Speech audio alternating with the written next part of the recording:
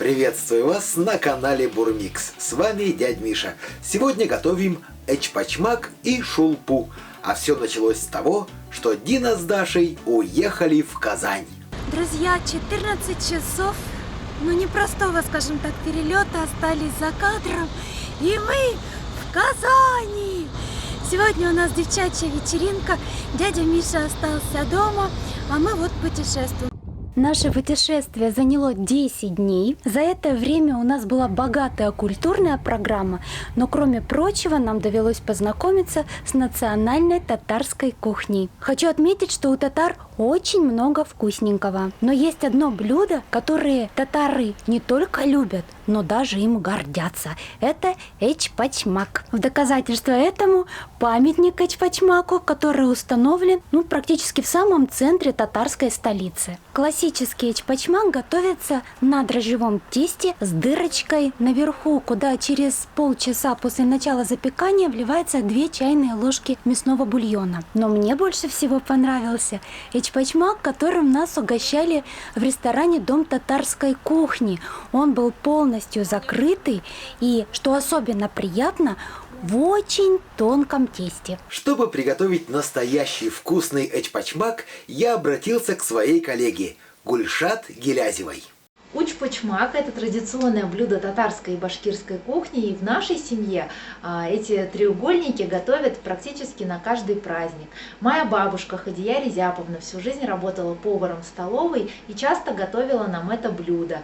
Потом она передала рецепт моей маме, мама поделилась рецептом со мной, а я, Миш, щедро делюсь этим рецептом с тобой. Надеюсь, всем твоим подписчикам очень понравятся маленькие пирожочки учпочмаки. Итак, друзья, вводная часть нашего ролика закончилась. Приступаем к приготовлению. Ингредиенты перед вами. Поехали! Начинаем с приготовления шулпы. В 3-литровую кастрюлю выкладываем тщательно промытую говядину. Обязательно говядина должна быть на косточке. Именно тогда мы получим очень вкусный наваристый бульон. Мясо заливаем водой 2,5 литра. Начинаем готовить на сильном огне. Как только бульон начнет кипеть и появится пена, убираем ее с поверхности, а плиту переключаем на минимальный огонь. Накрываем крышкой и на минимальном огне готовим 1,5 часа. Через 1,5 часа убираем жир с поверхности. В бульон добавляем лук, морковь и соль. Накрываем крышкой и опять-таки на минимальном огне при слабом кипении готовим еще 1,5 часа. Пока готовится бульон, займемся приготовлением эчпочмаков. Вначале тесто. В глубокую чашу выкладываем сметану. Добавляем пол чайной ложки сахара, пол чайной ложки соли. Вбиваем 1 яйцо. Перемешиваем, чтобы получилась однородная масса. Теперь в эту массу просеиваем муку, добавляем разрыхлитель и слегка перемешиваем. Когда получилось вот типа такой вот крошки, добавляем сливочное масло комнатной температуры и вот теперь уже по-взрослому вымешиваем тесто. Когда тесто подсоберется в комок, перекладываем его на стол и продолжаем обминать на столе. В начале тесто очень сильно липнет и к столу, и к рукам. У вас, конечно же, появится дикое желание добавить туда муки. Ни в коем случае не делайте этого. Вы просто забьете тесто. Просто вымешивайте тесто. Размяли, подсобрали скребком и снова размешиваем. Если у вас есть кухонный комбайн, в кухонном комбайне будет проще. Но у меня получилось вот такое эластичное, нежнейшее тесто. Заметьте, муку я не добавлял. Ну и вымешивал я его примерно минут 10. Теперь тесто убираем в целлофановый мешок и отправляем его в холодильник отдохнуть примерно на полчаса. А мы тем временем займемся начинкой. Нарезаем говядину. Говядину нужно нарезать мелким кубиком. Вот таким. Отправляем нарезанную говядину в чашу. Картофель тоже нужно нарезать мелким кубиком. Нарезанный картофель отправляем к мясу.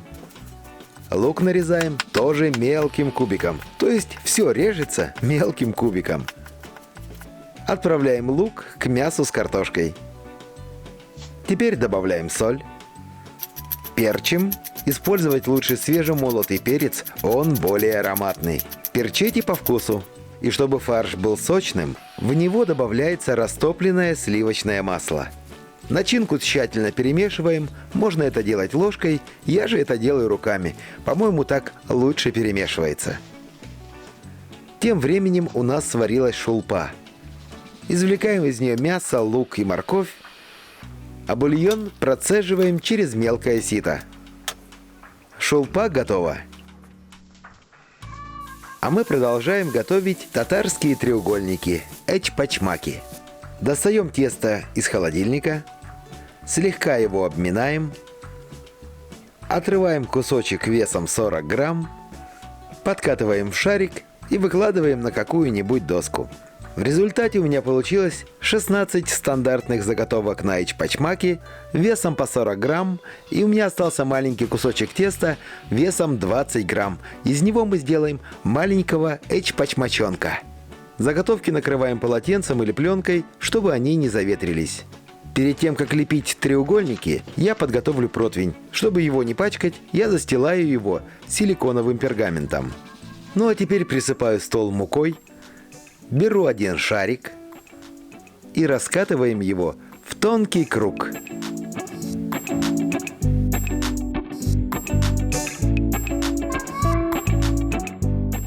В центр выкладываем начинку. В эчпачмаках начинки должно быть много. И теперь собираем треугольничек. Подбираем его с 3 сторон. Вот таким образом. Слепляем.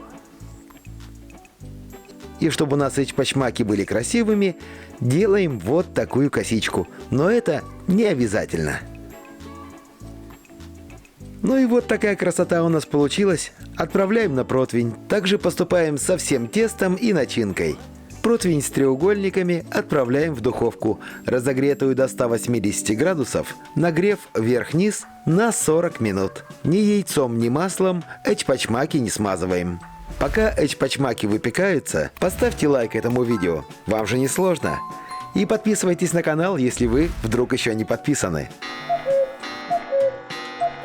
Прошло 40 минут, и вот такие татарские треугольнички эчпачмаки получились.